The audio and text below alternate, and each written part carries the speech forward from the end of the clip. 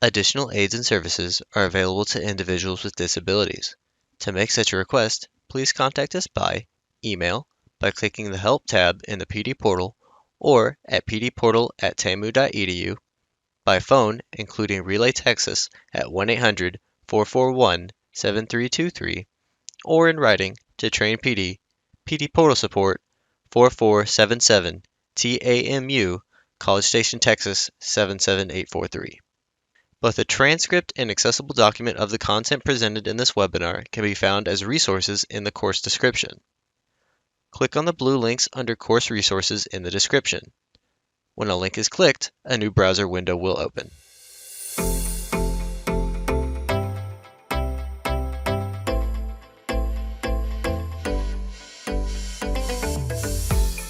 First up, we have Victoria Hinojosa. Victoria has a passion for helping people find their professional paths and has spent 10 years assisting individuals with job preparation and career exploration. She spent over 8 years working for Career Service Office at Texas State, not only preparing students for professional jobs, but also creating professional development opportunities for the student worker staff under her supervision. In her current role as a college navigator for Workforce Solutions, she works closely with adult education and literacy programs in the Houston-Galveston region to create presentations and workshops that assist AEL students in mastering the English language, preparing for job search, and finding their career paths. She is a graduate of Texas State University with a BA in Mass Communication. So welcome, Victoria. We also have Anastasia Tristan. She is a native Houstonian who is a college graduate from Sweetbriar College with a degree in political science. She has recently joined the Workforce Solutions team as a college navigator, and she is a community-oriented and has a passion for bridging the gap between resources and individuals experiencing adversities. And one day she aspires to run for president of the United States. So welcome, Anastasia and Victoria. Okay, so welcome back to part 2 of our professionalism series, how to maintain professionalism in difficult situations. And if you attended our presentation last month, Professionalism 101, what does that mean? We gave you an overview of what professionalism looks like in the workplace and how to instruct your students in developing those skill sets. Today, we are going to focus on how to maintain professionalism in 3 difficult situations: dealing with difficult personalities, advocating for self without losing your cool, and handling the disappointment when things just don't go your way. So our objectives are today, understanding conflict, discuss the 4 common communication styles that arise in conflict, strategies for resolving conflict, giving and receiving feedback, lastly, maintaining self-control in difficult situations. All right, our first objective is to understand conflict, particularly in the workplace. To illustrate that, we have an activity for you all to do. So if you could please scan the QR code. There are 5 scenarios on the Padlet. We want to know, how do you deal with conflict? So there's 5 different scenarios, and go ahead and just answer it the way you would handle it right now. So the first one is, the way that I deal with conflict in our home is someone put to blow up at each other and then avoid discussing a resolution. Yeah. Does that happen in your household? Or when I was growing up, what I learned about conflict is keep it in the family and pretend like it did not happen, or is that thing wrong, or it hardly ever gets resolved and you are left with a lot of angry feelings. And then when people make me angry, I keep silent and walk away. Sometimes that is a very powerful gesture. Someone said I cry. Someone just said try to understand why they're upset, if it was my fault. I wish what I could learn is how to calmly respond and formulate coherent sentences, to not sound testy.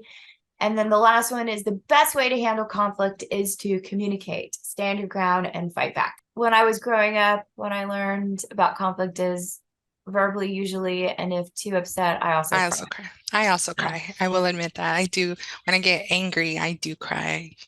Angry cry. And as children, we would fight it out. Yep, that's what me and my sister did. Tolerate an avoidance scene. Ooh, okay. Someone, and I wish that I could learn, said how to express anger and other negative emotions in workplace without causing others to feel upset. I do not actually think I can control another reaction, but maybe have better empathy to see how they might view it. Oh, great. Oh, that's fantastic. I think we might have an answer for you today. Really good pointers on Yes. how to handle this. That's great. When I was growing up, what I learned Yeah. about conflict is fight or flight, depending on the situation. The best way to handle conflict is to win-win situation. Yeah. Oh, I like that. Take a deep breath Yeah, and take a moment to think so we don't say something wrong and make the situation worse. situation Yep. worse. Good one. Good one. Address it when When it will continue to be a problem, let it rest if it will not continue to cause issues. Live with it if it can't be changed. Hmm. I wish I could learn how to recognize conflict and to not get so mad. I feel that 100%. So great. These are excellent. Ooh, did you see this one, Victoria? Yeah. Hurt people, hurt other people. That was when Wow. I was growing up when I learned about Wow. hurt people and hurt other. Oh, ow. Yeah. That was a brutal family. Okay. Ouch. When people make me angry, I try to bite Bite my my tongue, I think. Yeah. tongue. Ignore it. Or, Choose your battles. yeah. I wish that I could learn to verbalize what I need to cool down when I'm hurt. It's hard to get any words out. Yeah. Yeah. Your emotion just takes the best of you. I have that problem too. This is a great exercise to do with your students also, right? To kind of get a feel for how do they handle conflict? What did they grow up learning to do in conflict? What do they wish they could do better in these conflict situations? So it's a fantastic exercise of you just as you just witnessed. So highly recommend it. Yeah, we definitely see various responses in different spectrums of it. Absolutely. Okay, so with that being said, I think we can move into What is conflict? A clash, competition, or mutual interference of opposing or incompatible forces or qualities such as ideas, interests, or wills. oh yeah, battle of the wills. Yes, absolutely. Because conflict occurs when there is a disagreement between two or more parties. It may result in harm or good and involve many or a very few. It may be resolved in a mutual resolution or require outside help at times. Conflict may be legitimate or seem petty, misguided, and irrational. Wherever disagreement occurs, you have conflict. Even in the workplace, disagreements may arise over a variety of matters and sometimes over issues not connected with work or the work site in itself. People may react to conflicts at the emotional, attitudinal, and behavioral levels. These reactions can become very disruptive to the workflow and safety of people in the workplace. So we have a really great graph that we've compiled or put together here where we have the intensity and timeline of the stages in conflict. So here we have stage one, latent conflict. This stage is often referred to a unstable peace where individuals, groups, or organizations have differences that bother one or the other. The other party do not initiate an act to change the situation. Now we're slowly coming up a curve, right? Stage two, eruption, also known as conflict emergence. After a conflict has gone on for some time without resolution, if the underlying frustrations are strong enough, a quote unquote triggering event will start the eruption phase of the conflict. This event may be the first time people see the conflict, what's going on. Now it's getting kind of hot. Conflict escalation, stage three. There is an increase in the intensity of a conflict and the things people do to deal with it. When conflict escalates, more people tend to become involved. Usually, you're trying to say, mind your own business, don't tell anybody else. Parties begin to make bigger and stronger threats. Violence may start, or if violence has already occurred, it may become more severe. Now we're at the top. This is peak stage 4 hurting, also known as stalemate. Once conflicts escalates, they often reach a stalemate, a situation in which neither side can win. But neither side wants to back down or accept loss either. Even though both parties may realize that the conflict is going nowhere, they will find it difficult to think about a resolution.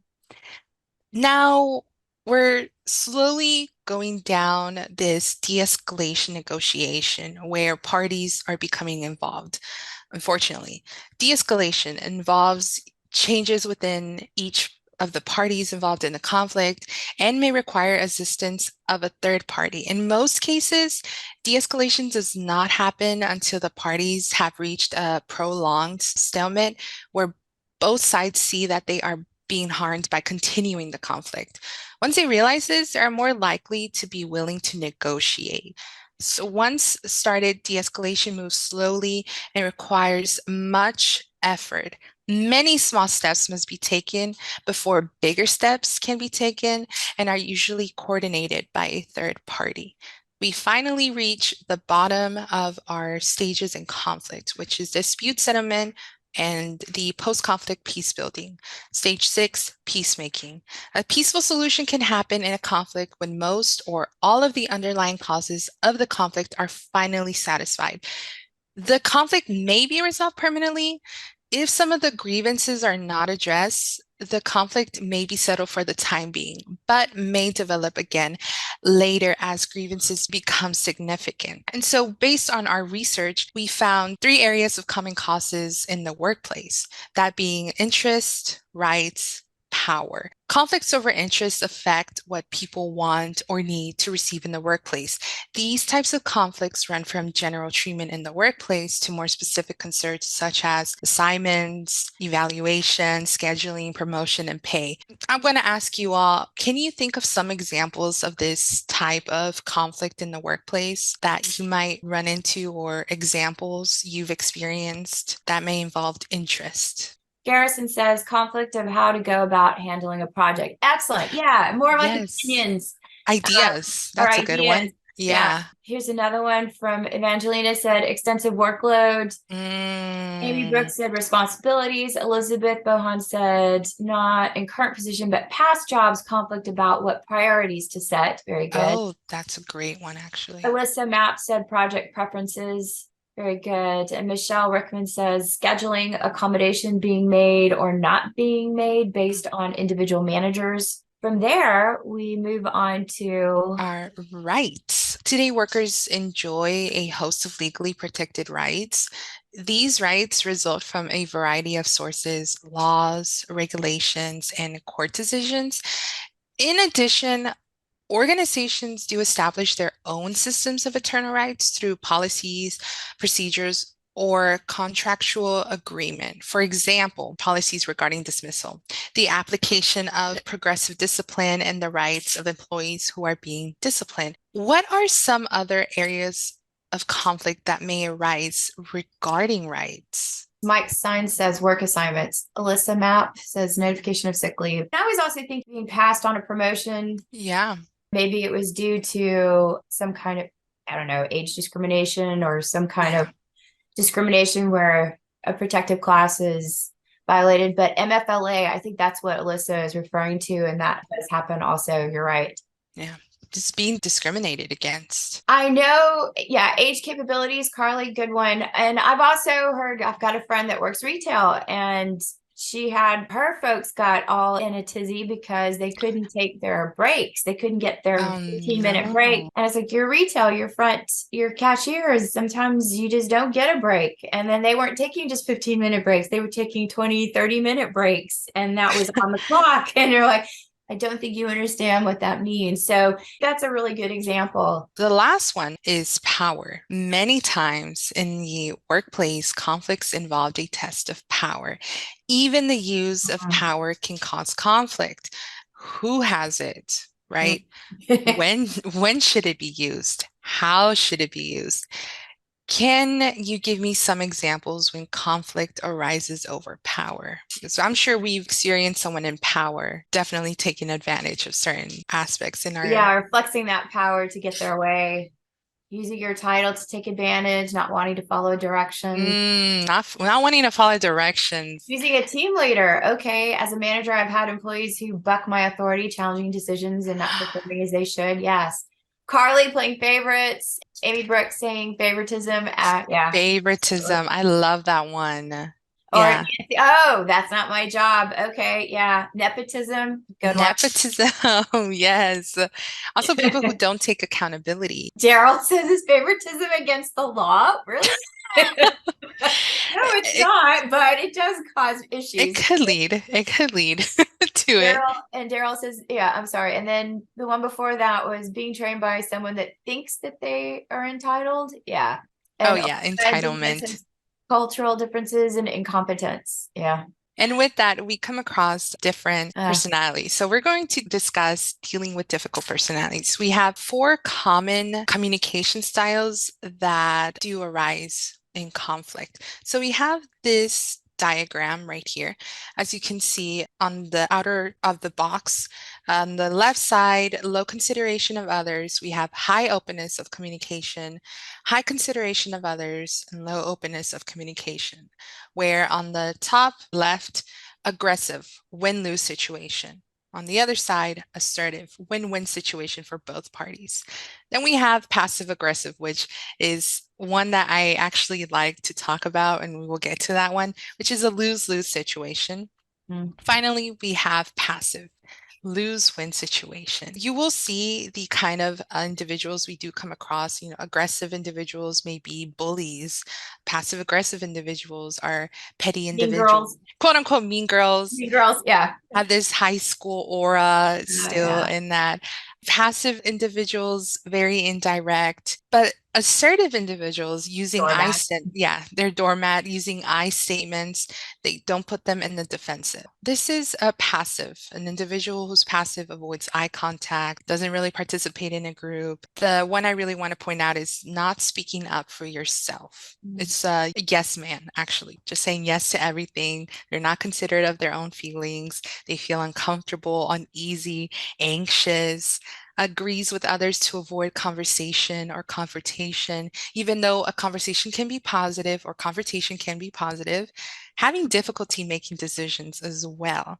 So this is the lose-win situation. The passive individual is not winning here. And I think that when you take that passive stance, you actually do a huge disservice to yourself, because you're the one that always ends up losing. As you can see, the lose-win means that you are the one that always loses. You always give over to the other person, and that causes a lot of resentment and frustration and anger. And it does. And nobody likes to feel that. So this is, sometimes the passive approach may be the only way to go in certain circumstances, but try really hard not to go there, because nobody likes it. And often when I've done it, I always come off just angry with myself. Right? Yeah. And you may know some of your students or colleagues or coworkers who are passive. You might be thinking of them right now. Moving forward, we have passive aggressive. This is a both lose-lose situation. Someone who's pessimistic, blames the shift to someone else, envies of other. And the top 2 that I really like here are the backhanded compliments and making wistful comments. Backhanded compliments like, I like your haircut. Your haircut looks great. I had one just like that back in college.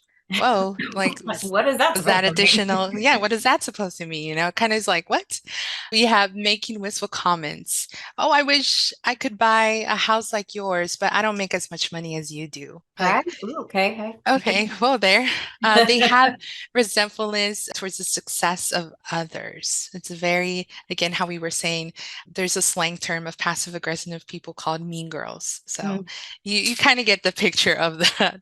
Anything else you wanted to add to this one, Victoria?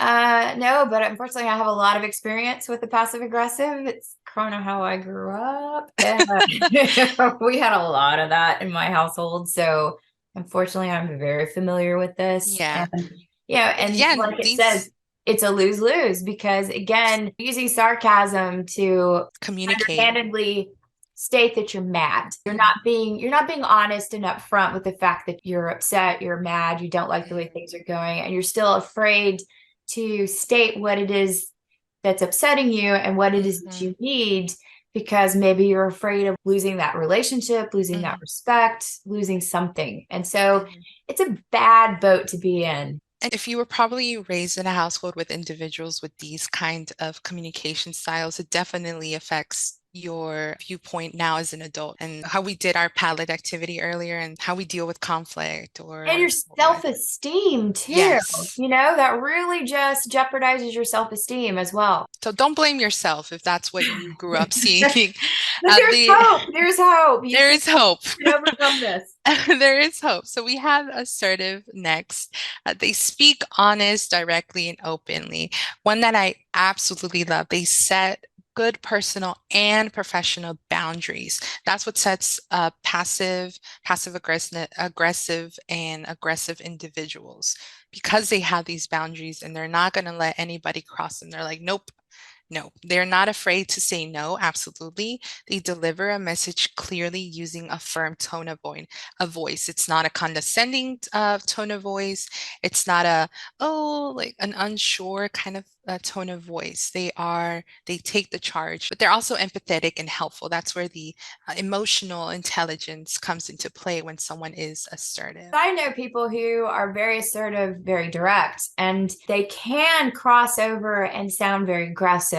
And we'll get into that in just a second as to how to back off from, coming across as aggressive, because people who are assertive, they speak their mind. They're not afraid to stand up for their boundaries. And sometimes that can come across as very direct and a little bit on the aggressive side, but we'll get to that in a second. Yes. Now, lastly, we have aggressive. This is a win-lose situation. They may explode even in the tiniest little thing. They may explode. It's a huge thing. Now they're giving you the silent treatment, etc. They hurt others to avoid being hurt.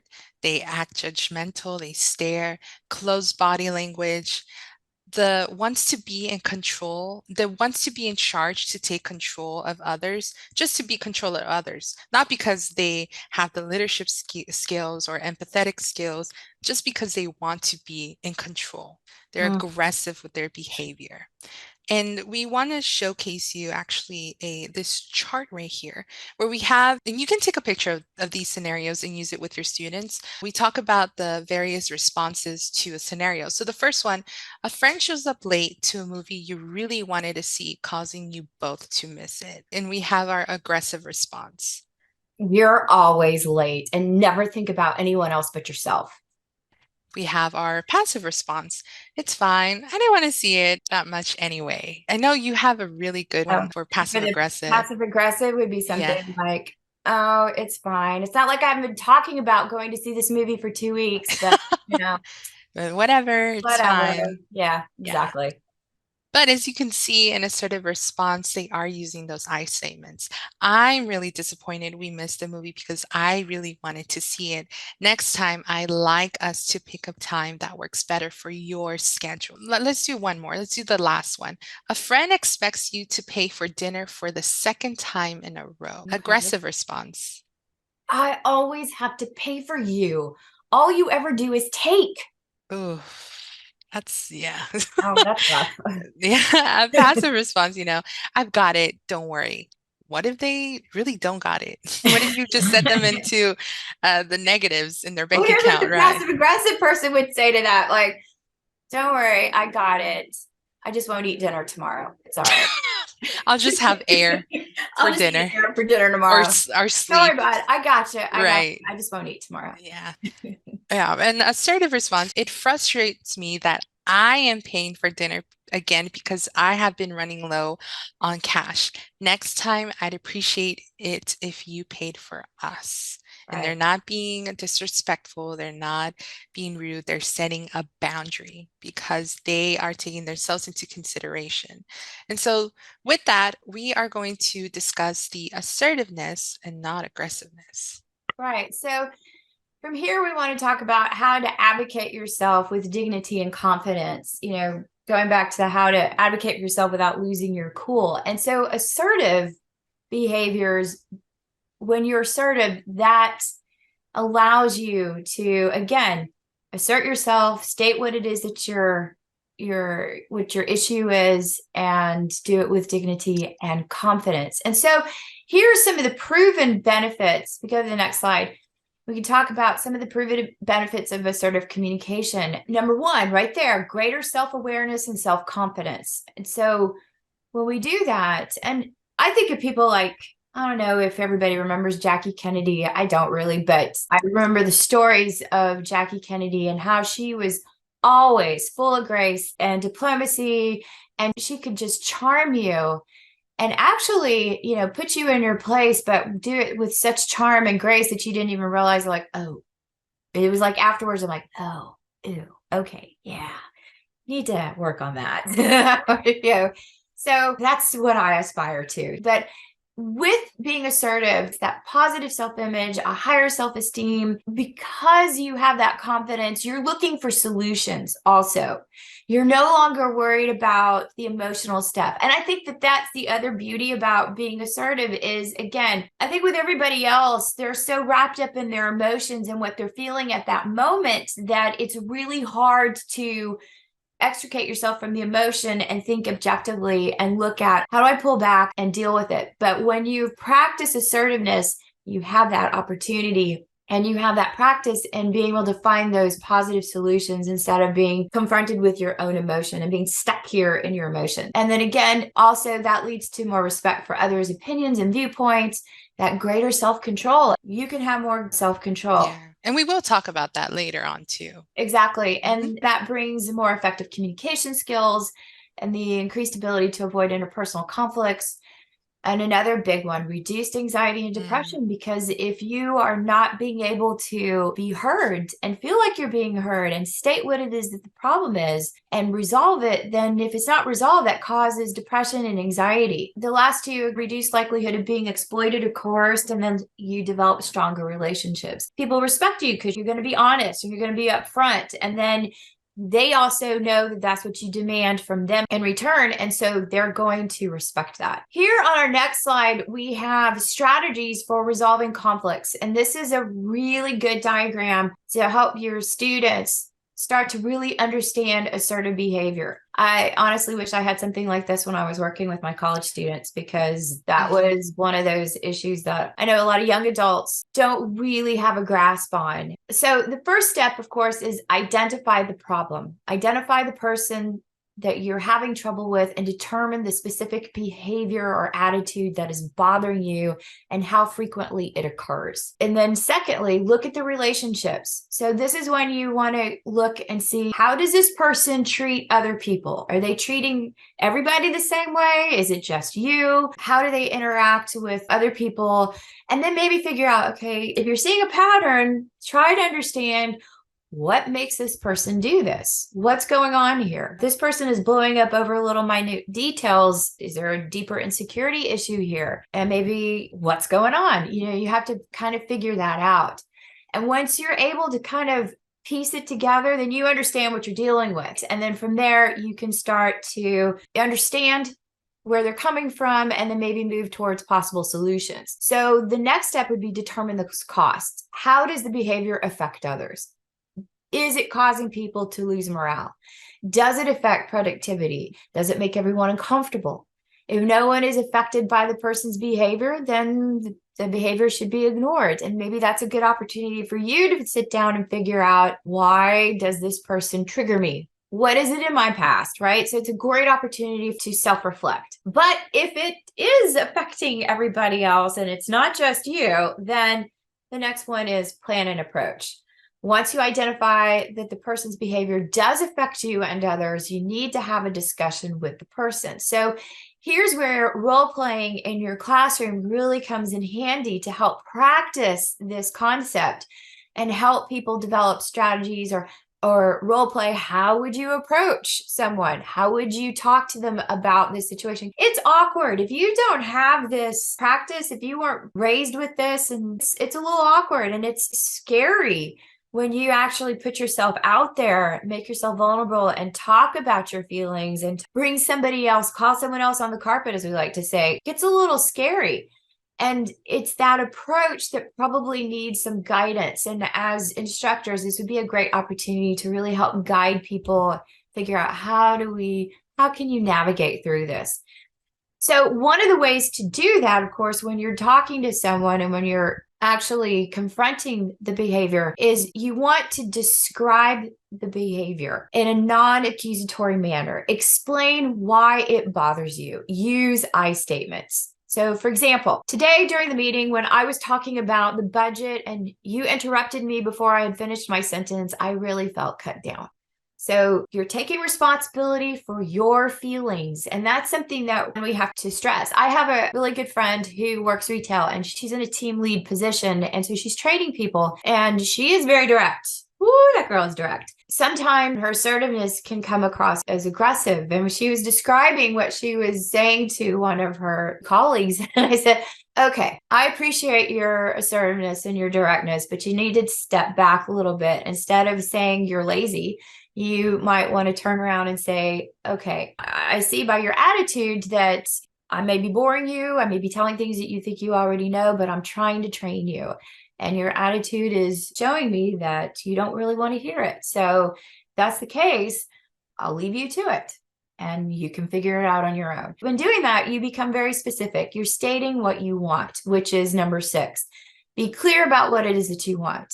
In the example I have, you would say something like, I hope that the next time I talk that I won't get interrupted. If you don't want it, for my friend, we could say, if you don't want me to train you, then I'll leave you to it. And your mistakes are on you. I won't help you anymore because obviously you don't want it. But then the last and most important part is seek that agreement. Be sure the person understands and try to get a commitment to change if you possibly can. But most importantly, you want to clarify or confirm that they understand where you're coming from. So do you understand where I'm coming from? Do you understand what I'm saying? Does this make sense? Can you see why this bothers me? Try to get some confirmation so that you understand that you both are on the same page. They can't come around and say, well, I didn't understand that. No. Clarify right then and there.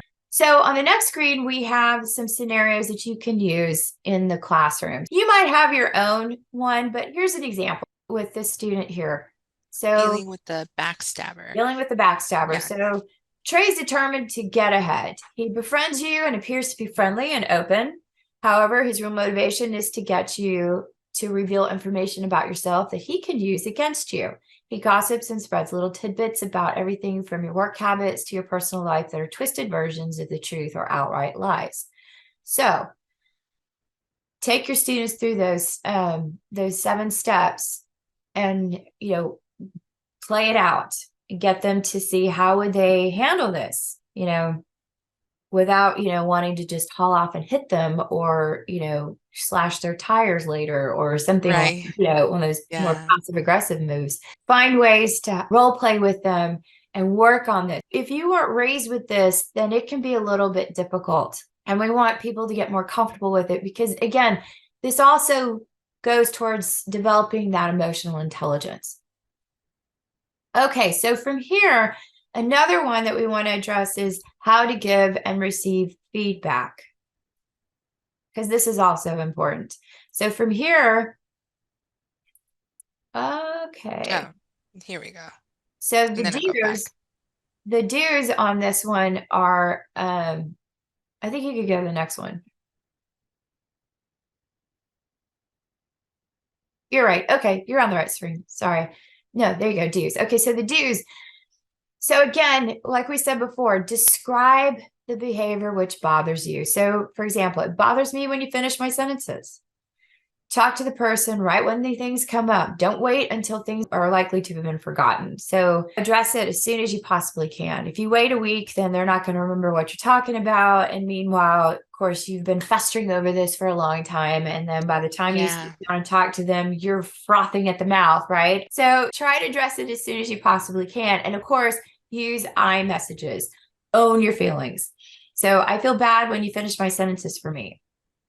Check for clarity. Like I said before, do you understand what I mean when I say that? And then we have a couple more for you. And the do's: give consequences if the behavior continues. If you keep interrupting me, I most likely won't want to spend time talking with you in the future. Only bring up the behaviors the person can do something about. I love that one. And be ready to listen to other person's point of view. And that's important too. They may be giving you a bunch of excuses, and you can politely refute those excuses and say, okay, but you've done this before, or you're ADHD. Are you on medication? I know people like you. I have that problem too, but I've learned how to control myself. You have to learn how to control yourself because you're rude. It comes across as very rude and it makes you look bad. Okay, the don'ts. Don't accuse the person. You always interrupt me. Remember, use those I statements. Don't bring in the third parties. Yeah, and John also says that you interrupt a lot. Don't throw It's them not under the just me. bus either. Don't throw them under the bus. Don't take for granted that the person understands what you're saying. So I always want clarification, right? And then don't give vague consequences. That kind of behavior is going to get you into a lot of trouble. Well, what does that mean? Be specific. Okay, you continue to do this, I'm going to back away from you. I don't want to be around. And then don't bring up behaviors that the person can't help. And then don't deny the other person's feelings. Talk it out. Acknowledge their feelings because they want to be heard just as much as you do. Again, here's just another fun little chart to help you. You can take a picture of this and talk to your students about. Listen to the feedback without getting defensive. Don't blindly accept that what you're being told is the ultimate truth. And that's something else too. Remember, that's someone else's opinion. And sometimes person is having a conflict with you because they're being triggered by something that you're doing that you have no idea. And maybe that person needs to spend some time, a little self-reflection and figuring out why this behavior bothers. Sometimes that can happen. You just have a different personality, or there's something about a coworker, or I have a friend who has stepdaughters, and she said, the third child is the one that drives me crazy. And I think it's because she's dingy. But then again, I'm dingy. And I think that's, she says, she tells me, but I'm dingy. And I think I see it in myself and it bugs me. And I see it in her and it bothers me because I know it's my problem too. You can't blindly accept what you're being told as the ultimate truth. Paraphrase the feedback to make sure that you understand correctly what is being said. That goes back to active listening skills that we talked about last time. Remember that all feedback is helpful because it gives you a chance to see how others view you and your work, and follow through on the areas of improvement that are discussed. Okay, now moving into how to handle those disappointments when things just don't go your way. Keeping your cool. Or trying to maintain your morale when you're just like, okay, I don't know if I can cope with this. Let's start off with disappointments, because sometimes change happens in the workplace and you can find yourself in a very disappointing situation. And I've been through something like this recently, so I get it. And dealing with disappointment, you have to give yourself some time to reflect, because otherwise you will find yourself doing crazy things like eating a whole pint of Ben and Jerry's or binge watching Netflix for an entire week. You have to admit to yourself, okay, I need to reflect. Obviously, some of these behaviors are coming up because I'm upset about something. What am I upset about? And then maybe you have to adjust your expectations. Adjusting your expectations, what Victoria was saying. At times you might feel disappointed because things didn't turn out as you expected. Right. But if adjusting the expectations, you may be able to feel less disappointed and move on. Adjusting your expectations can be a useful tool in getting over feelings of disappointment, but it's also important to constructively deal with the disappointment rather than pretend it didn't happen altogether, just ignoring it. So don't let your disappointment linger. That's another big one. Get through the pity party, give yourself a day on the pity party, and then move out of it. Because if you let it linger, those negative emotions start to fester and you spend way too much time and energy in your disappointment. And that can be very detrimental and impacting your mood, impacting your job, impacting your quality of work, all those things. But then again, if you take a look at your disappointment as something you can learn from and consider, maybe it was something you could do differently. Maybe it didn't work out your way because it was something that you did, or if it's something that you just had no control over, well, okay, that happens too. Try to boost up your morale. Try to get yourself back into it. Eat that pint of Ben and Jerry's and then go to the gym. Do something positive. Get yourself out of it. Just remember that discouragement is always a choice. Like I said, it doesn't feel like it sometimes, but once you admit to it and you realize, okay, yeah, I'm hurt. I don't like the way this is going. I'm going to have to just accept it, adjust my expectations, and we'll do something different. Okay. So now from here, let's take a look at self-control. So this again goes back to emotional intelligence. And the more you practice assertive behavior, of course, the more you develop self-control. And we have a nice little definition here of self-control, which is the ability to keep your impulsive feelings and emotions under control to avoid negative actions when faced with conflict or hostility from others, or when working under pressure. And I've been guilty of that too. Sometimes, when you're working under a lot of pressure and things don't go right, or your colleague does something that just kind of sets you off, you can lash out at them, but you have to kind of remember, wait, whoa, that can have some very negative impact. So self-control. Always being aware of your feelings and your emotions. So with that, one of the exercises that I would recommend to do with your students is to get them to figure out what are their triggers. Make a list of all those things that cause you to lose it or cause them to lose it. And then from there, create strategies to prevent these triggers from causing you to lose your composure and your self-control. This is huge in emotional intelligence. And we did a webinar a couple of years ago on Permission to Feel, which is a book about emotional intelligence. And this is one of the big strategies they talk about, is being able to identify your triggers, knowing what those triggers are, and then from there, figuring out what are some strategies that you can use to stop from having a meltdown or an explosion or a shutdown, whatever it is that you might do. So let's take a look at some of that. For example, if someone insults you, what are some things that you can do? Pause. It's a big one. Just pause. Take a deep breath and count to 10. Think of someone that you greatly admire and imagine how they would handle it. For me, it'd be like, how would Mother Teresa handle this? I can give you a really great example of a story that I heard about Mother Teresa. She was going door to door begging for money for the orphanage. And she knocked on this door of a wealthy man. And she said, hi, I'm with the Sisters of Charity, and I'm trying to raise money for our orphanage. And the man just spat in her face. Oh my gosh. Just reached back and spat right in her face. And without hesitation, she wipes it off and says, thank you. That was for me. Now, what about my children? Right? Whoa.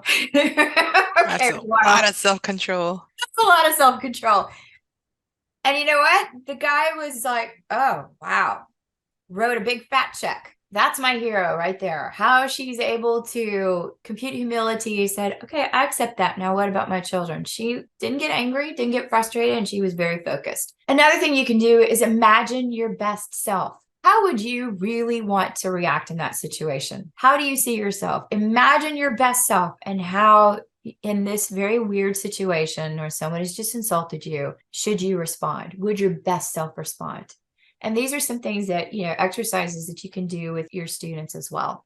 That is all we have for you today. Do we have any questions? I think we had a question earlier. I'm not sure if you all responded to it. How do you defend yourself in a workplace if people believe the lies that someone is spreading?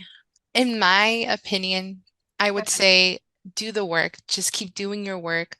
Keep showing up, doing what is asked of you. Because if you're committing to your role, people can't drag your name. If they're spreading lies about you, whatever the case may be, if it gets to be severe, have a conversation with the main person or the root of it, the supervisor, HR, because you don't have time to deal with that. We come to work, we do our job, or you come to the classroom, you do what you got to do. But if that's setting you back, definitely have that conversation of, hey, assertiveness. Look, I don't appreciate how you are talking about me. It makes me feel so and so and so. Another thing to do in that situation is document everything. Document everything that you do all the time. And that way you have proof of what it is that you're doing and how you're spending your time. And if the other person is spreading lies, then don't be alone with that person. Make sure that you always have a witness around you so that whatever you say in front of that person cannot be misconstrued. That would be another way to help, because here's what happens. If you're not that well established in the job and somebody is starting to spread rumors and lies about you, then you have to prove yourself. Now, if you've been in the job for a while and you have a really good track record, then people are going to know that, okay, something's off here. That's not typical. That's not how this person normally behaves. So what's going on? But if you don't have that established record, then what you have to do is you got to document, and you also need to confront the person. Now, the person may just say, I don't know what you're talking about, but you said this. I said, that's not what I meant. I think we have another question. Okay. It's how to deal with longevity employees being mean to newcomers. That's where you have to get them to see, okay, look, we have new employees. It's time for get them on the side of being a mentor. Try to turn their perspective, get them to see it from a different way. Hey, you've been here a long time. You have a lot to contribute. Why don't you mentor this person and get them up to speed? They might find it annoying, but yeah, you got to flatter at this point. You have to flatter them, right? Yeah. And if they're being mean, don't take it personal. It's probably something that they're lashing out on someone else. It could be someone who's pessimistic, they envy, they're probably passive aggressive. But a conversation has to happen. Yeah, conversation definitely has to happen. Jessica says, I think that starts with leadership. Exactly. And that's a really, really good point. Thank you, Jessica. The workplace and I've been culture, saying that to myself. Period. Yeah, that's what Evangelina says. Yes, thank you, Evangeline. You have to have a supervisor come in there and address what's going on, because you're right, it is culture. And if it's allowed to happen, then you're not going to do much unless it comes from the top. Well, thank you, everybody. We want to say thank you so much. We hope you enjoyed this pre-recorded webinar. After you have passed the final test with a score of 80% or greater and have received your certificate of completion, please take a few moments to complete the course evaluation.